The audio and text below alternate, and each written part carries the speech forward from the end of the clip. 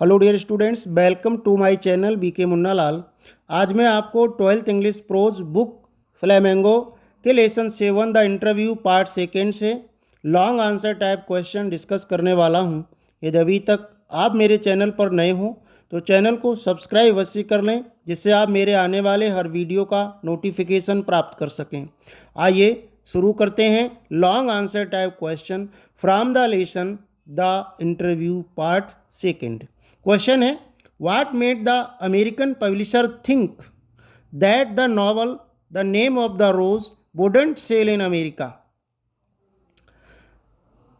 The name of the rose नामक उपन्यास America में नहीं बिकेगा, यह किस कारण से अमेरिकन प्रकाशक ने सोचा। ऐसा क्यों सोचा उसने, ऐसा किस लिए सोचा उसने कि नेम ऑफ द रोज नामक उपन्यास अमेरिका में नहीं बिकेगा। व्हाट एक्चुअली हैपन, वास्तव में क्या घटित हुआ। What was the secret of its success, इसकी सफलता का क्या रहस्य था।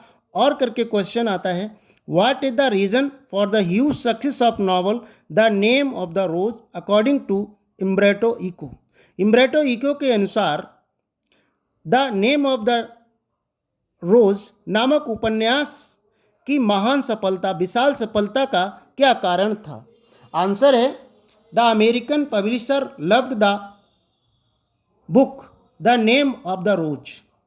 अमेरिकन प्रकाशक नेम ऑफ द रोज नामक पुस्तक को प्यार करता था, but he did not expect it to sell in country, परंतु वह यह आशा नहीं करता था कि वह अमेरिका जैसे देश में, USA United states of America जैसे देश में यह बिकेगी जहां नोबडी हैज सीन कैथेड्रल, जहाँ किसी व्यक्ति ने कैथेड्रल को नहीं देखा, और स्टडीड लैटिन, जहाँ लोगों ने कैथेड्रल को नहीं देखा और लैटिन भाषा का अध्ययन नहीं किया, ऐसे देश में ये उपन्यास कैसे बिकेगा।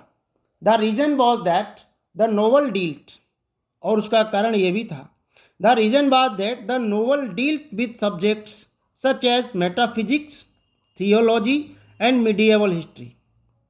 उसका कारण ये था कि उपन्यास मेटाफिजिक्स, पराभौतिकी या तत्व मीमांसा, थियोलॉजी धर्मशास्त्र, मिडिएवल हिस्ट्री, मध्ययुगीन इतिहास जैसे विषयों पर आधारित था। उसका एक कारण यह भी था कि जो उपन्यास था वह तत्व मीमांसा या पराभौतिकी मेटाफिजिक्स, थियोलॉजी धर्मशास्त्र और मिडिएवल हिस्ट्री मध्ययुगीन इतिहास जैसे विषयों पर आधारित था। Most of the people who read novel, अधिकांशतः लोगों जिन्होंने उपन्यास को पढ़ा, would have even heard of, इनके बारे में मुश्किल से सुना था, let alone understand their concept, उनकी अवधारणाओं को समझने की तो बात छोड़ो, लोगों ने उनके बारे में मुश्किल से ही सुना था। So the publisher gave him an advance for only 3000 copies, इसलिए प्रकाशक ने उनको केवल 3000 कॉपीज का एडवांस दिया था। However, the novel became a best-selling book as it sold over 10 million copies, out of which 2 and 3 million were sold in USA. फिर भी, however, the novel became a best-seller book as it sold over 10 million copies.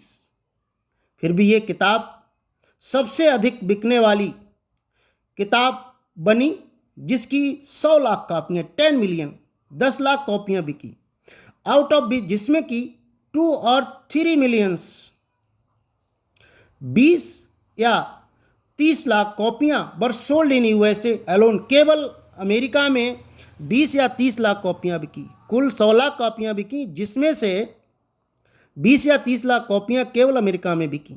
The secret of the novel success is still a mystery for the author, लेखक के लिए इस उपन्यास की बिक्री का रहस्य, इस उपन्यास की बिक्री की सफलता आज भी एक रहस्य है।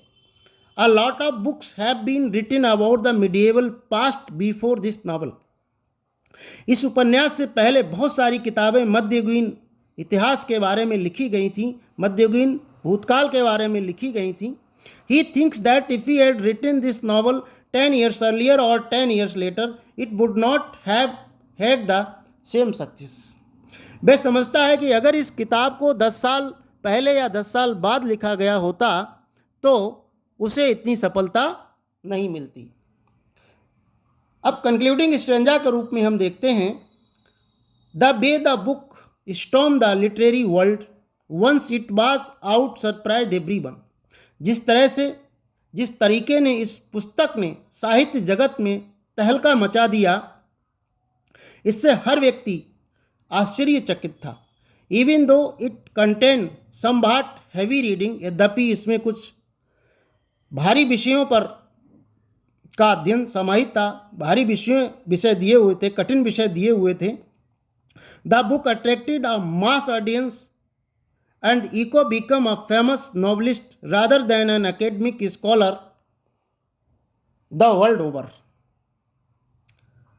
The book attracted a mass audience.